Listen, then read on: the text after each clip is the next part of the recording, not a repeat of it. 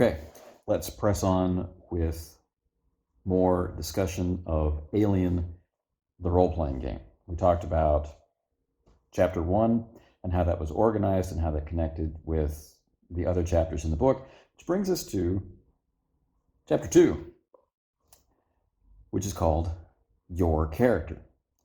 And I definitely put it pretty high on my list of preferences to have a very brief introduction to setting, the conceits of the game, or explicit themes of the game. This is what this game is about, right? And then get you into understanding your character right away, even if you don't create one right away. But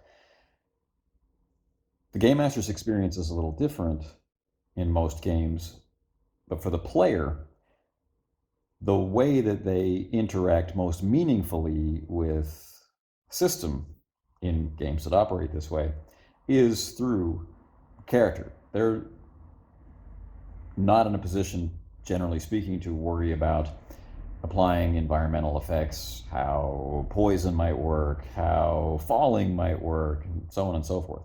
These are of interest to characters, or to players, and certainly to characters, but they are not something that particular player will have to worry about applying in the moment. So that the Game Master has more points of contact between the setting, what's going on in the setting, and how to actualize that or realize that through system than our players generally will, specifically and especially at the beginning. So what's important to them, what makes sense to them, or the window into the system for them, that first thing will be the character. So we got to get that up very early on. Okay. Before we get into that, I've been going back and forth in my mind about how I want to approach the dual paths for play presented in this role-playing game, that of cinematic play and campaign play. And it strikes me that I would rather focus my attention on the campaign mode. One, because that's where my primary interests lie. And so hopefully what I have to say about that will have more value to someone who's watching this video, who's giving up their time to watch this video. And two, it seems to me that out there in the wilds of the internet, what's being shared more often than anything else is the cinematic mode. So you can just go out and see it. But we can talk about it as a contrast from time to time, but I think I'm going to devote less attention to it as we go through. So for example, this is chapter 2, Your Character. In cinematic mode, you don't make a character, you choose one. In cinematic mode, some of your choices about things like agenda are done for you and lead to specific outcomes for the good of that cinematic experience. So there's different things to talk about on those specific points, and we can get to them maybe later when we come to the game mothering chapter. It's okay. The game mothering chapter will be okay. Okay, so let's begin with chapter 2. It says, your PC is your most important asset in the Alien role-playing game. They are your avatar on an alien world.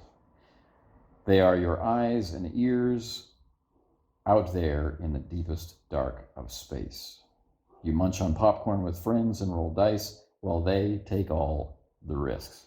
Remember in the last video we talked about trying to figure out exactly what the writers of this game were imagining would happen around tables of people who buy the game. Would we be finding characters or players who are trying to have an in-character as character experience, or an in-character as author experience, or something else entirely? What is it they're thinking about? There's their tricky use of the word story, which means one thing for cinematic play and something else entirely for campaign play. There is the notion of talking to you the player, but also conflating you the player with you in the role of the character, or you experiencing the choices and the consequences of the character. It's interesting. Right now, it's still vague. They've used the word avatar, but they've also talked about very casual play, sitting back and munching on popcorn with your friends while your character is being torn apart and dying, which is not really a description of very immersive play. So it's really still ambiguous what they're getting at, and hopefully it will be cleared up as we move through. For cinematic play, as I mentioned already, you don't create a character, you choose one. If you're unable to agree on who gets to play what, they want you to roll off for it. So they also intend for there to be extra NPCs in cinematic play. But in campaign play, each person creates their own character. And things that are dialed up as being more important in cinematic play, such as conflicting player versus player, which is a poor way to phrase it actually here. This should be character versus character to be explicitly clear, right? So character versus character interactions in cinematic play, in order to have that fast burn, something you can finish in a one-shot or a short run presentation. These are dialed down in campaign play, and the outcome of conflict between characters is less certain, meaning you have more options of dealing with them. You can have longer term character versus character animosity because there isn't really a set endpoint. Although in what we've looked at so far, it seems like cinematic play is one purchased adventure. So it might be one night of play or 2 or 3 sessions, one complete story, and then done. Whereas campaign play might be several different missions or situations or contracts or what have you, several different experiences in the lives of the characters, and then wrapping up somewhere around 10 sessions or so. So not entirely open-ended, but much longer and built from multiple stories. Okay, so once that has been explained to us, then we have core concepts on page 27. It starts with a little summary, how to create your player character. There are 10 steps. It's not too bad. Choose your career. This is first for a reason, a very good reason. Spend points on attributes, spend points on skills, choose one of your options for career talent, choose a name, decide on your appearance, decide on the personal agenda, choose a buddy and a rival. This is potentially problematic. And 9, pick your gear and signature item. This is pretty cool. And 10, roll for cash. All right. So those core concepts, career, right out of the gate, they say choice of career might seem a little, stereotypical, archetypal, and that this is on purpose. And it's good that they get this out in the open, because we can be overly sensitive to the idea of that, I think, some of us who game.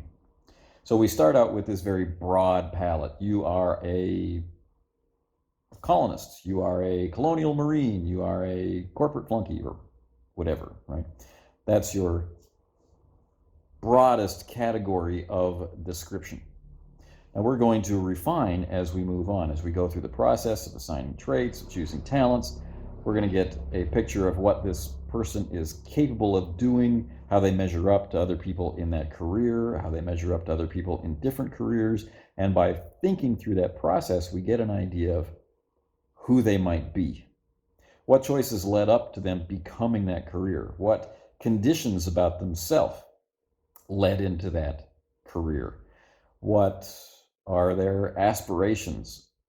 What is it that this career can deliver to them that helps them move in that direction? What kind of relationships do they have with people? That kind of stuff. So we begin with this first big step, career. This is not the same sort of thing as a class that you might find in other games, but it's in that general ballpark. Attributes. We have 4.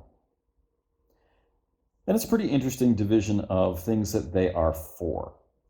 We have strength, which doesn't get a lot of description. We have agility, which gets more description. We have wits, and we have empathy. I don't know about you, but please listen to this. Strength, raw, muscle power, and brawn. Okay. Now, strength also plays into things like the character's health. I think that should be mentioned here. Agility, body control, speed, and motor skills. Okay. Wits, sensory perception, intelligence, and sanity.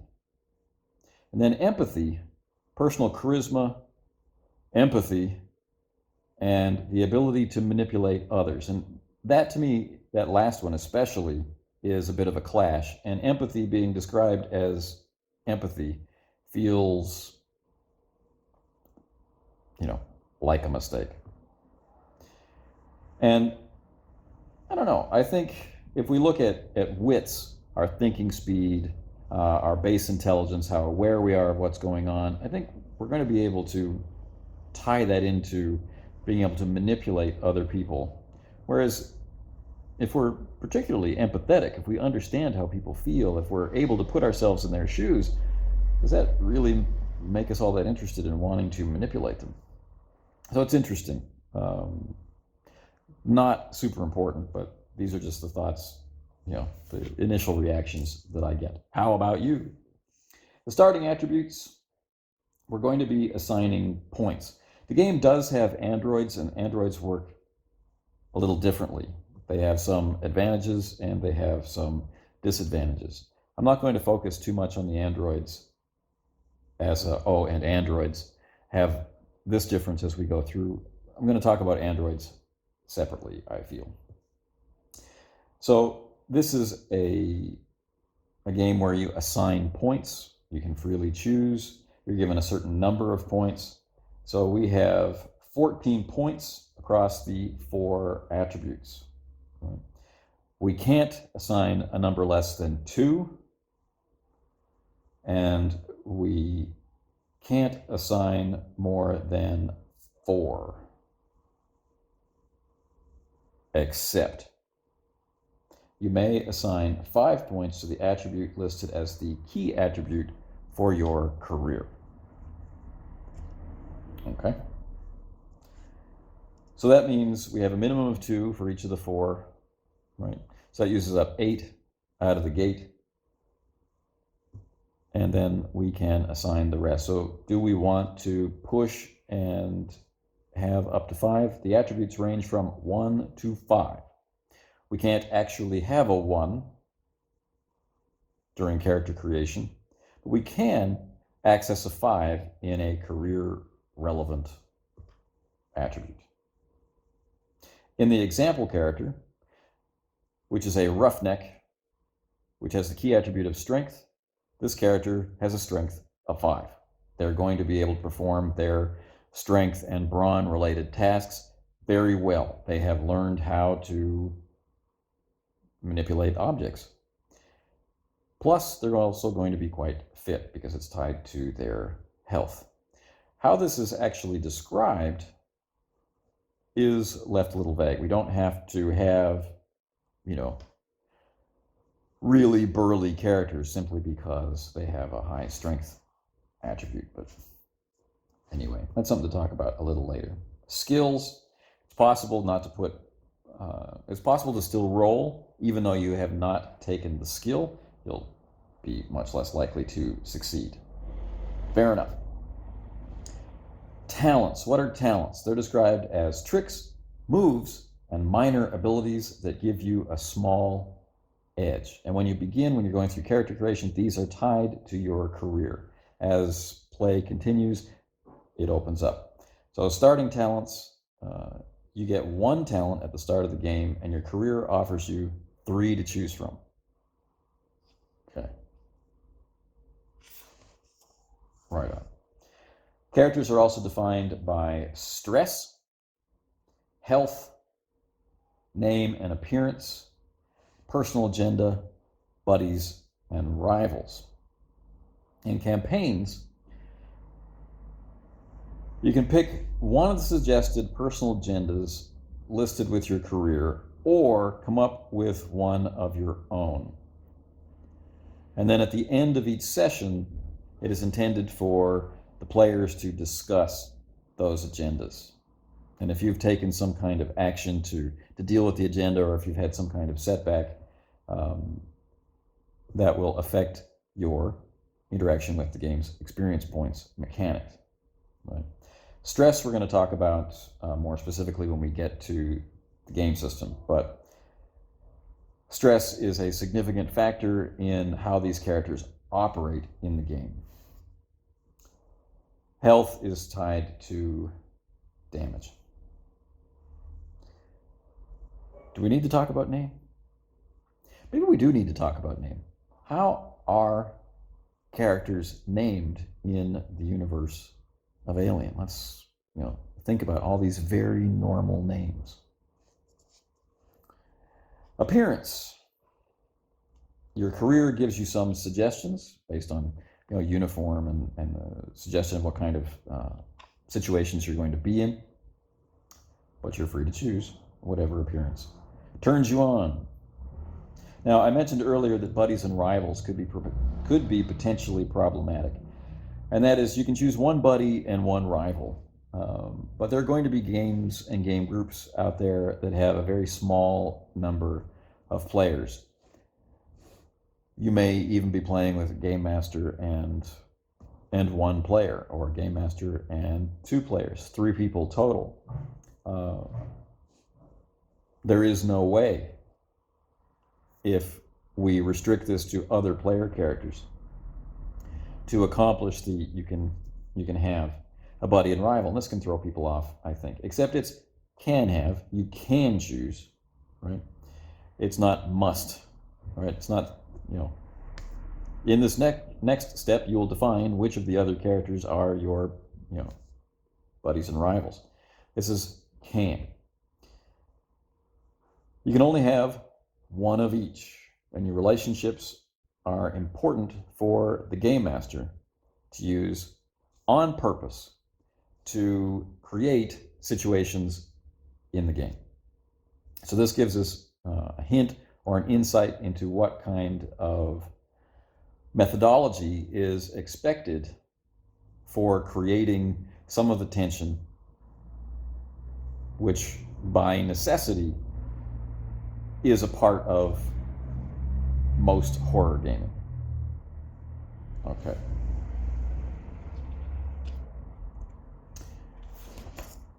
Then we get into gear, and gear is in cinematic play as determined. But the really interesting one is the signature item. So in campaign play, there are going to be factors that enter into your gear and your gear choices. But the signature item, in addition to your normal gear, you also have a signature item, a small item that's not of much practical use. This is a role-playing relevant item. It's your signature item. It says something about your character, and signature items are usually tiny, and there's instructions given for what tiny means, and they don't encumber you at all. Common examples include, so we've got a list of example signature items, but right here, so you can quickly access it, common examples include a patch, a cap, a photo, and the example character has a tattoo. That's their signature item. All right. Now, the last elements here are encumbrance and consumables. So a character is defined by all of these things, right? What is their role in the setting, be that a ship, be that an assignment, a colony, or a unit, whatever? How skilled are they? What are their natural attributes, their natural traits that lead them to be in that career? Is it just circumstance? They're in the wrong career, they're unhappy, they're unsatisfied, or are they doing what they were meant to do? What are their particular edges or advantages inside that career? How do they handle stress? What is their general level of fitness? How tough a combatant are they? How are they able to handle adverse environments? Who are they as a person? What kind of cultural background do they have? And how do they get along with the others? For buddies and rivals, if we have a small group of players, obviously our first and maybe easiest solution is to remember not to be creating empty worlds, particularly for campaign play. Sounds like cinematic play is already going to have you covered. You're going to have a wealth of character options to choose from, and the ones that are not chosen are present as NPCs, and that is our hint for what to do in campaign play, so that there is enough room for characters to have buddies and rivals. They don't have to have buddies and rivals, but our gameplay will be richer for it and will better reflect what we've seen in the films. There are animosities that develop between characters, things that will distract them, things that will stress them out, things that will get them going places and making decisions which are suboptimal. And of course, buddies who can help them calm down, recover, take care of them in time of need, and so on and so forth. Not something to skip, not something to force, something to embrace.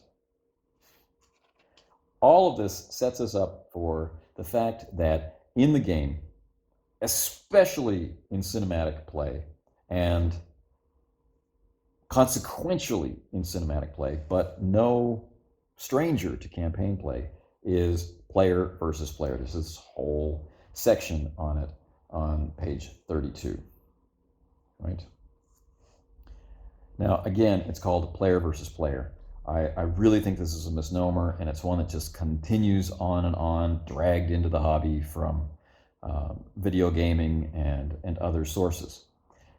There is conflict, but where is that conflict happening? In a healthy group, that conflict is happening between characters. It has nothing to do with the players at all. Ostensibly, if we're bothering to create circumstances to create this kind of tension between characters, then the players will be enjoying it. It's not a competition, and it's not antagonism between our players. So calling it player versus player that's unfortunate. Yes, we understand what it means. But,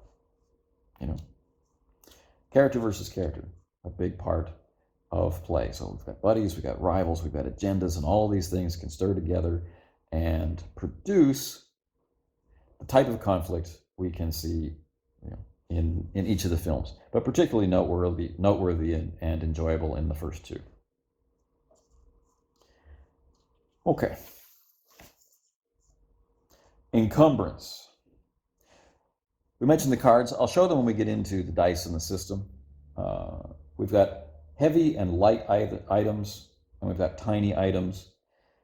And of course, this is a factor of stuff you can have in your character sheet. It can be identified, things you have on your card, so you don't really have to think about this too much, and how it works.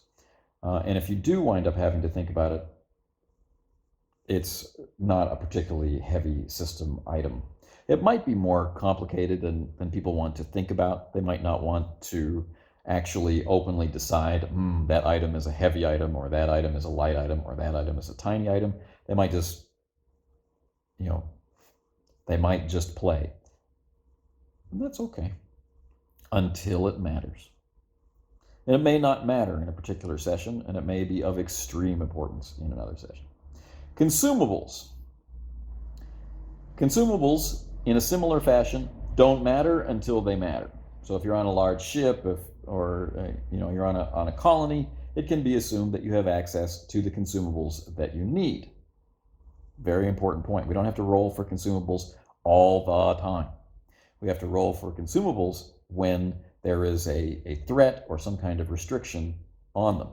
You are in a life pod and air is escaping, for example. So this is handled by a roll, and the roll is related to stress. So that's very cool. All right. Food, water, electric power, and air. These are our 4 main consumables. There are group consumables. So air on a ship, group consumable, we could reasonably assume. Air in your spacesuit, that's just you. Okay. Now, we have on the developing your character page, we have a little chart for food and water as it relates to encumbrance. So if you have a supply rating of 1 to 4, it counts as 1 item. 5 to 8 counts as 2 items, and for every 4 after that is 1 more item. So you're carrying it around with you. When to make supply rolls, it says. How often you should make supply rolls depends on the consumable in question and the situation. So air, every turn. Water, once a day. Food, once a day. Power, it depends. Then we get into experience. How is experience distributed? Did you participate in the game? If so, you get a point. Did you risk or sacrifice something to further your personal agenda? So here we have the game reinforcing a behavior. Your character will improve, your character will get better, the situation will get better if you are trying to pursue the things that they care about. Did you risk your life for your buddy? You'll get an experience point. Did you challenge or stand up to your rival? You get an experience point. Did you have to make a panic roll? That's an experience. Did you overcome a dangerous event somehow? Did you make a significant discovery or revelation? Did you perform an extraordinary action of some kind? Did you earn any money? You can only get 1 XP per question. Sometimes the answers are not clear-cut and need to be discussed. If you can't, the game master has to be the arbitrator. Which means you could have anywhere from 1 point for showing up. Yeah, you get an experience point for showing up. You have 1 point for showing up, so that's your 1 point minimum. And there are 1, 2, 3, 4, 5, 6, 7, 8, 9 questions. So from 1 to 9 experience points. Spending experience points is the next section. So we could have up to 9 experience points if we had some kind of dramatic session. Okay. Does it talk about when to assign them? You can develop your character in several ways during the game. You receive XP after the end of each session. Yes. So at the end of each session, you can get 1 to 9 points. You can use your XP to improve your skills and talents or to learn new ones. You can only spend XP between sessions. So not between missions or stories or anything like that, between sessions. So basically, you can spend your XP at the end of the session, but you can't use it during play. You can't suddenly say, wow, I really wish I had some grace. I really wish I had a better skill in that area. I'm going to spend my experience points now, suddenly, right? So, to increase a skill level by 1 step costs 5 XP. Learning a new skill, which appears at level 1, costs 5 XP. But, to do that, you must have used the skill and succeeded during the session, or been instructed. That's cool. It's nice that it's clear. This is how many you can have. This is when you can spend them. And these are the costs, and these are the requirements before you can buy them. Talents. Learning a talent always costs 5 XP. It also requires a day of practice and a successful roll. You have to roll wits, just wits. You can make 1 attempt per day. Changing buddies and rivals is also categorized under developing your character, and at the end of each game session, you are free to change, depending on what happened in what was determined to be the fiction of the session. All right, so then we get into the different careers. Colonial Marine is first, then Colonial Marshal, so obviously they're alphabetical. The Company Agent, the Kid, the Medic, Officer, Pilot, Roughneck, which is the one used for our example character, the Scientist, and that's it in the core book. Let's take a look at the Scientist and see what that means. The key attribute is wits, key skills, observation, survival, and comm tech. Career talents, analysis, breakthrough, or inquisitive. They give us some names. These are normal names from a variety of different linguistic backgrounds. We have 3 personal agenda options to choose from, or in campaign play, we make our own. Choose from the options below or decide for yourself. So there's no ambiguity there. Okay, so maybe your last project was stolen from you, so now you have to go out and do something. You hate authority and go out of your way to be uncooperative if possible. That sounds like it's going to create conflict. And you find it hard to delegate to others, even if it means taking on extra work. Taking on extra work, meaning leading to more stress. So each one of these has its own hook into the game system and the experience of playing highly stressful, out in dangerous environments, horror-based game. We still want to remember that we have a sense of wonder. We're looking for action, and we're looking for science fiction. Signature item, they give us some suggestions, right? Choose one or make some. The Albert Einstein Award, an unfinished scientific paper, blackmail letters. So kind of a nice variety, remembering that these are tiny, these are portable, and not something that can encumber you physically, but they're obviously defining you in some pretty significant ways. Appearance, choose or invent. And gear, choose 2 of the starting items below. You also get a random amount in cash. Digital video camera or a handheld radio. A neurovisor or a recording device. A diagnostic device or a transmitter. A motion tracker or a personal med kit. Okay, and each occupation has a 1-page image, a background on what the career is intended to be like. That's 1 page. Then on the facing page, we have the steps to follow. So you should be able to, if you go through and choose for agenda signature item, you're choosing 1 out of 3 options. For appearance, you're just going to decide what character looks like, but there are some suggestions, prompts to help you do that. And then in gear, this one has 4 this or that options, and they all seem to follow that pattern. Yes. So you've got 2 pieces of gear, and you have to choose among 8 different items.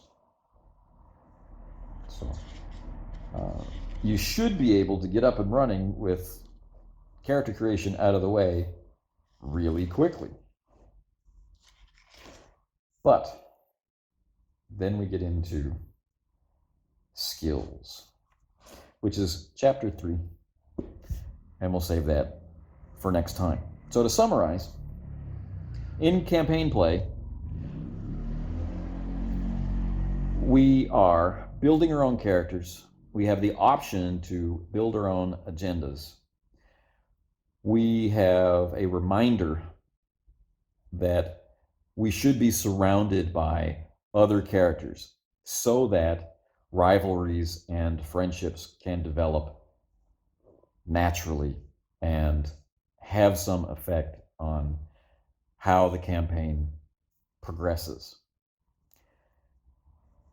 And that we are going to understand that in order for quick character creation, in order for quick and evocative character creation, and in order for easy communication of first impressions about characters, we're going to rely on typical archetypes or stereotypes as shorthand that we will play from and use as a springboard into discovery for our portrayal of this particular scientist or this particular roughneck or this particular environment and mixture of people who are in a setting described as hell by the core book.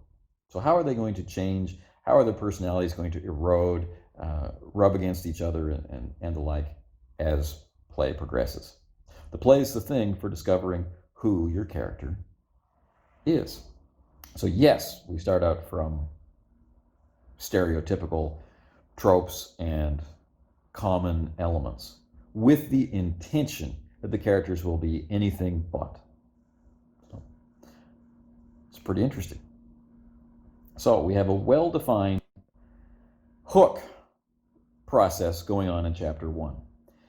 And we have an easy-to-manage, fast-paced, option-oriented, right?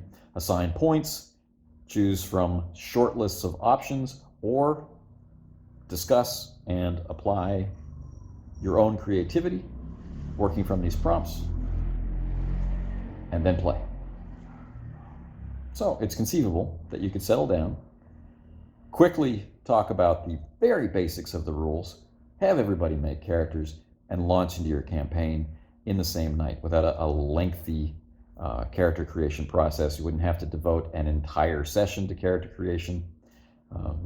So you could have your session 0 move right into session 1, which is nice. Okay, next time we'll talk about skills. Thanks for watching. This series is being conducted for the RPG Learning Group. Please join in. Have you ever heard of a game called Tech Noir? It was the first Kickstarter project I ever backed. And it was designed by Jeremy Keller for Cellar Games. It's since moved on to other hands. But when this series of series is over, it will be in the next series of series that we talk about. Tech Noir is a combination of dystopian science fiction, cyberpunk, and film noir. It has some unusual properties. There are interesting challenges in playing the game, but there are also some very interesting rewards. So if you've thought about that game, if you own the game, if you've played the game, if you've never heard of the game and it sounds intriguing based on that alone, you've got a little while to get it, read it, and then we'll talk about it.